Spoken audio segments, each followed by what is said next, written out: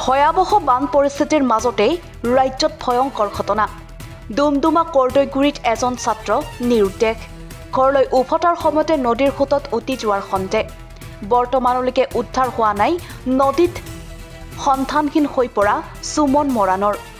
SDRF বাহিনীয়ে অব্যাহত ৰাখিছে উদ্ধাৰ অভিযান অন্যহাতে তিনিচুকীয়া জিলাৰ ডুমডুমাৰ কৰ্দৈগুৰিত গৰা খহনীয়াৰ ভয়াবহ ৰূপ চকুৰ সন্মুখতেই নদীৰ বুকুত জাহ গৈছে ইখনৰ পিছত সিখন ঘৰ নদীৰ বুকুত জাহ গৈছে ঘৰবাৰী ঘৰ দুৱাৰ ব্যয় বস্তু লৈ নিৰাপদ স্থানলৈ ঢাপলি মেলিছে পৰিয়ালৰ লোকসকল কষ্টৰে গঢ়া নিজৰ সপোনৰ ঘৰখন এনেদৰে ভাঙিবলগীয়া হৈছে বছৰ বছৰ ধৰি এইদৰে ক্ষতিগ্ৰস্ত হৈ আহিছে এইসকল খিলঞ্জীয়া পৰিয়াল চৰকাৰ প্ৰশাসনৰ নাই কোনো গুৰুত্ব ক্ষোভিত হৈ পৰিছে স্থানীয় দল সংগঠন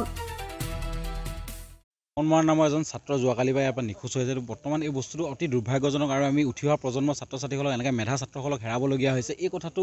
আমি দেখিছোঁ আৰু ইয়াত যি ধৰণে কাম কাজসমূহ কৰিব লাগিছে এছডিআৰএফে তেনেকুৱা ধৰণৰ তৎপৰ হোৱা নাই তেওঁলোকে এখন নাৱেৰে ব্যৱস্থাটো কৰি আছে এই ধৰণে কাম কাজ নহ'ব ইয়াত শক্তিশালীভাৱে তেওঁলোকে ব্যৱস্থা কৰিব লাগিব সোনকালে ইয়াৰ বিচৰাৰ ব্যৱস্থা কৰিব লাগে ইয়াৰ লগত আমি ক'ব বিচাৰোঁ যে এই বান খহনীয়া সমস্যাটো অসমৰ এটা বৃহৎ সমস্যা কৰ্দৈগুৰি ৰাইজে ইয়াত দশক দশক ধৰি এই সমস্যা ভুগি আহিছে ৰাজহ গাঁও হেৰাই গ'ল অসমৰ সম্পদসমূহ যদি সম্পদ হ'ব পাৰে ভাৰত চৰকাৰৰ কেন্দ্ৰৰ তেতিয়াহ'লে অসমৰ সমস্যাসমূহ কেন্দ্ৰৰ সমস্যা হ'ব লাগিব বিহাৰত বানপানী হ'লে 10,000 কোটি 11,000 কোটি টকাৰ পেকেজ দিব অসমত বানপানী হ'লে আচলতে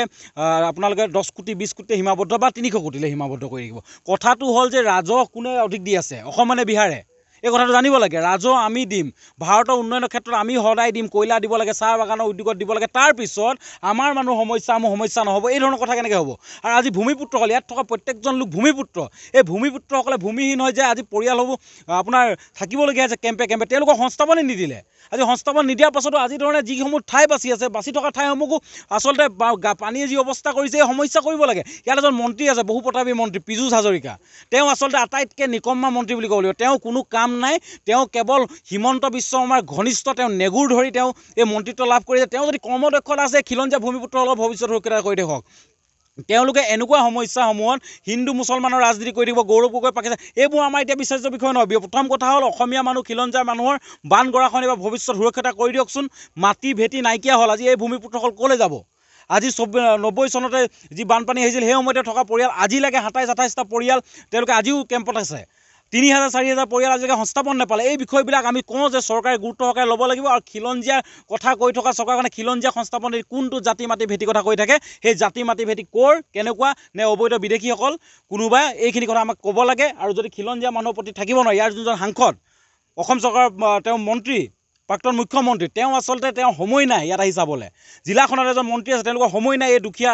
দুখ বুজিবলৈ খিলঞ্জীয়াসকলৰ দুখ বুজিবলৈ এই সময়ে বিজেপি চৰকাৰৰ নেতৃত্বত এই ধৰণৰ কাম কাজ হৈছে আমি কৈছোঁ ইয়াৰ স্থায়ী সমস্যাৰ সমাধান লাগে বিজ্ঞানসন্মতভাৱে ইয়াৰ সমস্যাৰ সমাধান কৰিব লাগিব অন্যথা কিন্তু ৰাইজৰ ৰুখত তেওঁলোক পৰিবলৈ প্ৰস্তুত হৈ থাকক দেখা যায় যে বাৰিষা অহাৰ পূৰ্বে সমাধানৰ ক্ষেত্ৰত কোনো ব্যৱস্থা গ্ৰহণ কৰা দেখিবলৈ পোৱা নাযায় আচলতে গোটেই বিভাগটো দুৰ্নীতিৰ লগত জড়িত যেতিয়া তাৰ মুৰব্বীজনে দুৰ্নীতি তেওঁলোকে দেখাই যে কেনেকৈ টকাসমূহ খাব তেওঁলোকে প্ৰত্যেকবাৰেই বানপানীৰ সময়ত বাৰিষা সময়ত আনি সেই জিঅ' বেগ কেইটামান লগাই দিব বানে লৈ যাব আকৌ অহা বছৰ লগাব প্ৰত্যেক বছৰ লুণ্ঠন কৰি থকাতকৈ স্থায়ী সমস্যা এটা কাৰণে একেবাৰে মোটা ধনৰ পেকেজ এটা আনি কিয় ব্যৱস্থাটো নকৰে ব্যৱস্থাটো একেবাৰে কৰিলেতো অহা বছৰলৈ খাবলৈ তেওঁলোকৰ ব্যৱস্থা লাগিব তেওঁলোকৰ নিজৰ পেট ভৰাবলৈ এই খিলঞ্জীয়াসকলক ভূমিপুত্ৰসকলক এনেকুৱা যে পানীত হাঁহ নচৰা অৱস্থা কৰিছে ইয়াৰ কিন্তু প্ৰত্যুত্তৰ তেওঁলোকে সময়ত পাব এয়া নিশ্চিত